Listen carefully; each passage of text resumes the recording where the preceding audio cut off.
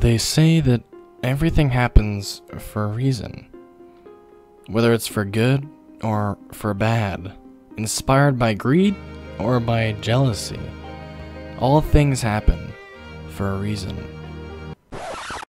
Even if that reason is absolutely, without question, a horrid, greed-filled, selfish decision that destroyed 9 years of hard work and dedication.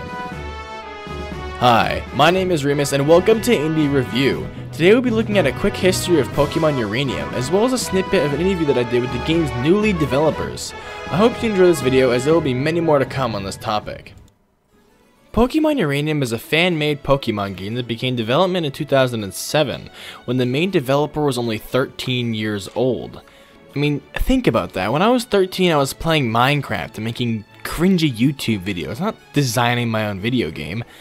9 years later, at age 22, the game was unleashed to the public, and in a matter of days it skyrocketed into popularity, even overtaking Sun and Moon in some search results. Within the span of 1 week, this game received over 1 million downloads, while Sun and Moon only managed to distribute 3 million copies of its game in the year and a half it's been released. This was a problem for Nintendo, as they sent the creators a cease and desist order in the mail a couple days following the game's release, telling the creators that they would sue them if they didn't stop development of the game. The next day, a statement was issued saying that they would cease development of the game entirely. Now, this caused mass panic in the game's community, as that means the online servers would go down and nothing would happen on the game in the future. But this wasn't going to happen if fans like Elle and Cody had anything to say about it. Because just a few weeks after the game's server shut down, they and their team overtook the operation to breathe new life into the game. The following interview is with Elle and Cody, two members of the team that have overtaken the operation to further develop Pokemon Uranium. I hope it explains some of the questions you have all been dying to ask. But without further ado, let's get right into the interview. Alright, so you guys are the team who have picked up the reins for Pokemon Uranium, right? That is correct. Yep. And so what is being done by you guys and your team to further assist in the continuation of the game itself? So essentially, to answer the question, we'd have to go back in time to what brought us here in the first place. Essentially, what happened was the original development team consisted of 2 people. That would be JV and Involuntary Twitch. Mm-hmm. Shortly after the full release of the game, they received a cease and desist letter from Nintendo. And all of the services were shut down. The websites, the online servers, social media, you name it. It was all wiped off the map.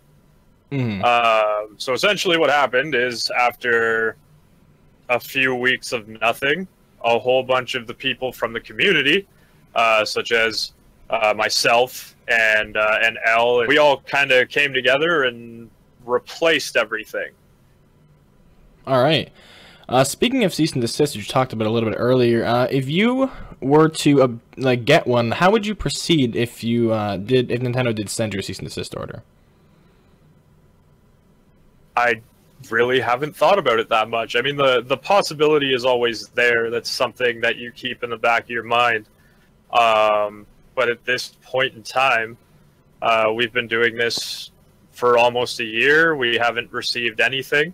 That's not to say that we won't receive anything in the future, but I think the game plan is to react accordingly. So I think the main focus right now is to cross that bridge when we come to it.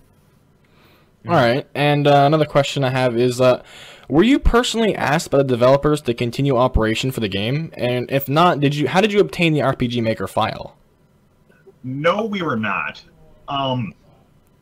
The RPG Maker's encryption is actually pretty weak. There's a program online that you can use to decompile the files. Well, Ruby is interpreted. It's not actually compiled, so you can restore the original source code by doing that. We were never given the files by the developers or officially told to continue the game on their behalf. What are your guys' plans for future development, and what do these plans look like compared to the original developers' plan for the game?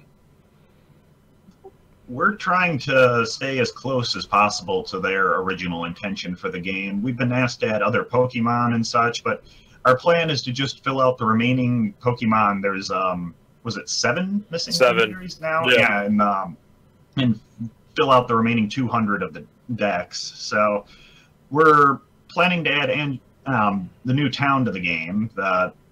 There's a couple routes we were thinking of, and a bit of post-game content that we were going to add in. We're still kind of debating how we're going to do some of the plot elements of it, but it's in the works. And my last question is actually, is there anything that you would like to let the fans know that we haven't already talked about?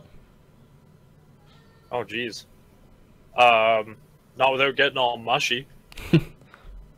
There's been a lot of appreciation and a lot of education that I've taken away from this project, and